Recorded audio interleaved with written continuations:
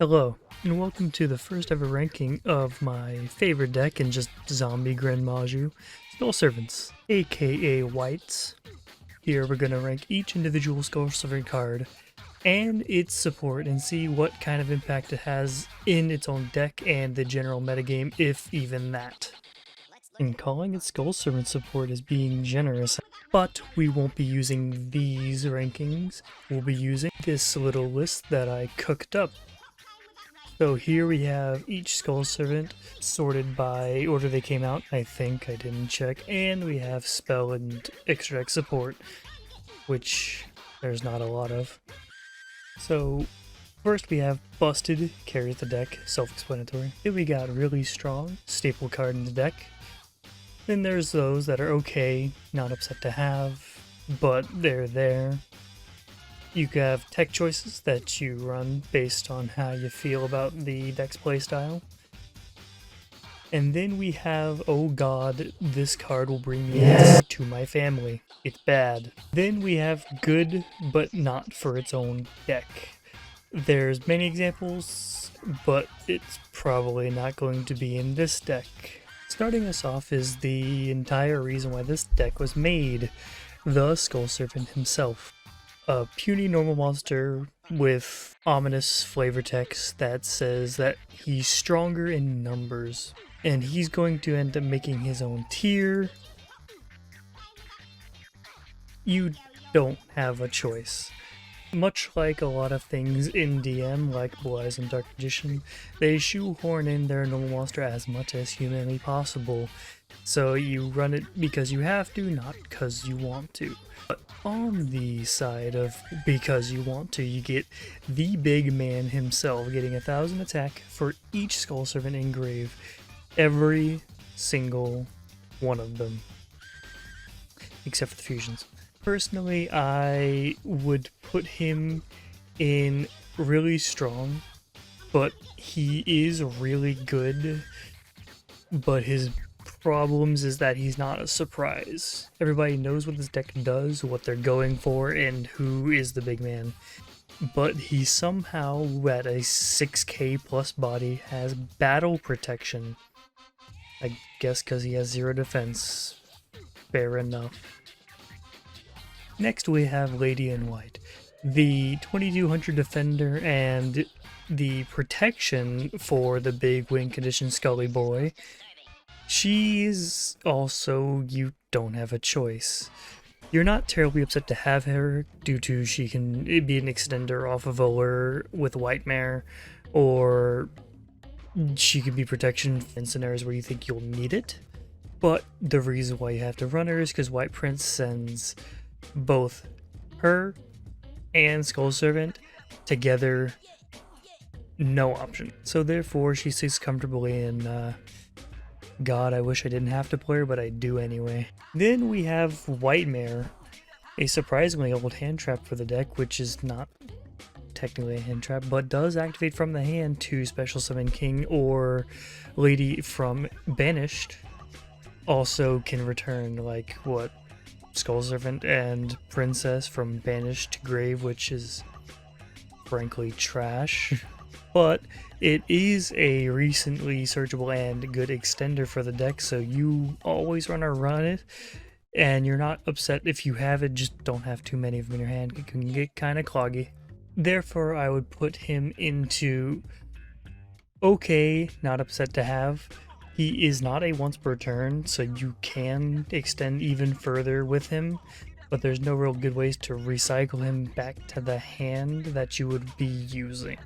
I think okay is very fine for what he is. Next, we have White Prince. White Prince is kind of what gives this deck any amount of explosivity, and I mean any amount. A card that can foolish 2 of your archetype Skull Servants for 2,000 damage boost to your king is no joke. The fact that it's not even a once per turn, not a hard once per turn, with the main primary stipulation that you have to send both Skull Servant and Lady in White. You can't go either or. It can send from hand, but you never feel good about losing that hand advantage. He is definitely the strongest card in the entire deck. Oddly enough, maybe not even arguably a 3F, but nobody would fault you for doing so. Next, we have White Princess, the most questionable card in the archetype. It basically is a foolish for prince and has a weird hand trap effect where it can drop everything on the field by its level or rank times 300, which is surprisingly a lot and only drops your king by 300, so it's a good drain and a free discard to get any leftovers from your hand into the grave. On top of that, she is also not a once per turn in either effect. Her effect to send Prince is only on normal and special summon, so any summon can send a Prince. So recycling this back with any zombie support, primarily Mizukis and the like, you definitely really kind of have to run her, and she's pretty much the ideal starter. I'll put her in really strong staple card. She does do a lot for the deck and is one of the best starters for the deck. Then we got the newest card added to the archetype as of Blazing Vortex, known as White Baking. White Baking is, funny enough, a searcher, something we've been lacking for about 20 years, Konami.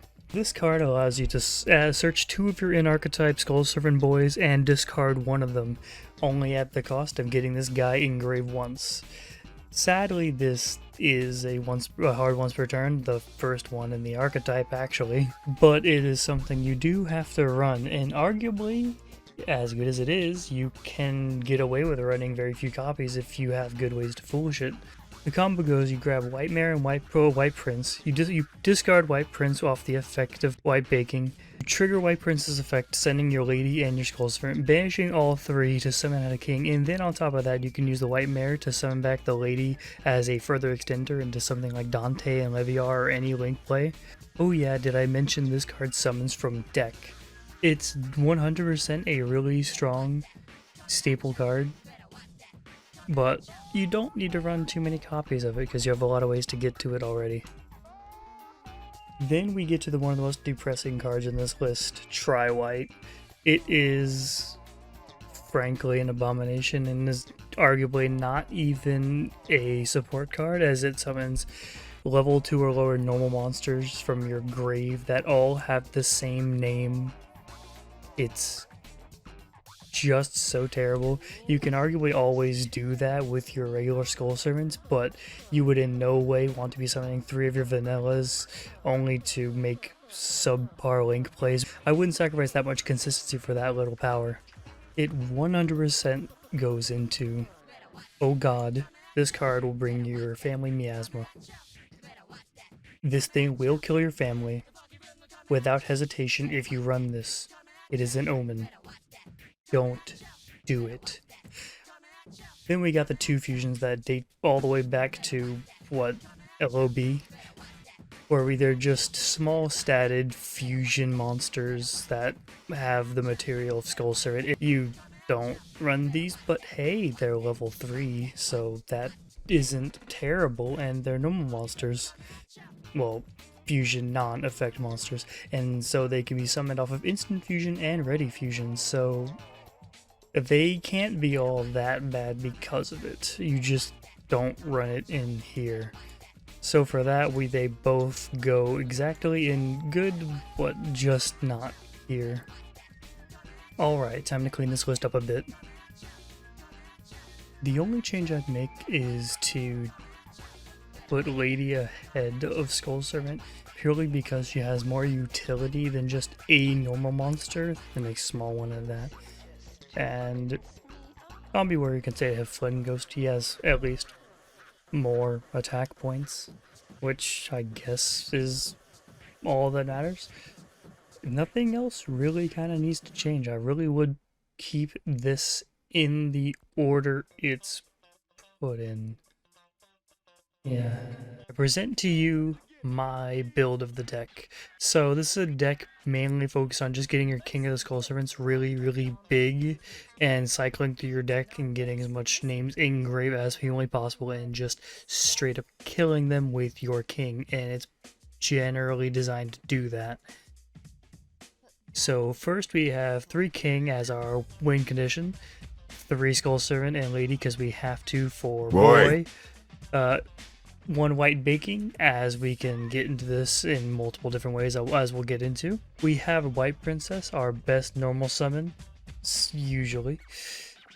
White mare for an extender because this deck is being a going second OTK deck, needs to have just gas all the time. And 2 white prince.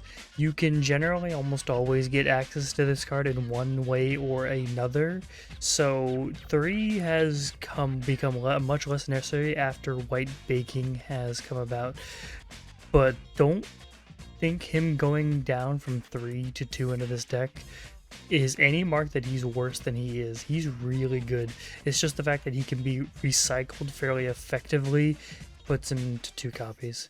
Then we have a danger lineup of some 8s for popping, Bigfoot Thunderbird, 1 of Nessie, Mothman because cycling is important, Chupacabra as a general extender, hope to god this doesn't get sniped first, and our Jackalopes and Tsuchinokos. Run as many as you're legally allowed to in the state jurisdiction that you currently reside in.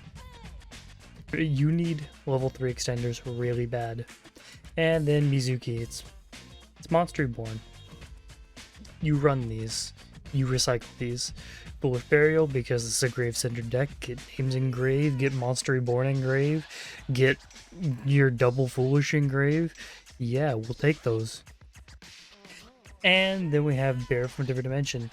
This deck does a lot of banishing to get its resources, like off of White Prince is a banish 3 effect and Mizuki, so oftentimes you'll want these to quickly recycle and pump your king back up by as many as you do, and it cycles Mizuki's really well, which means more extenders, more gas. And then we have Allure.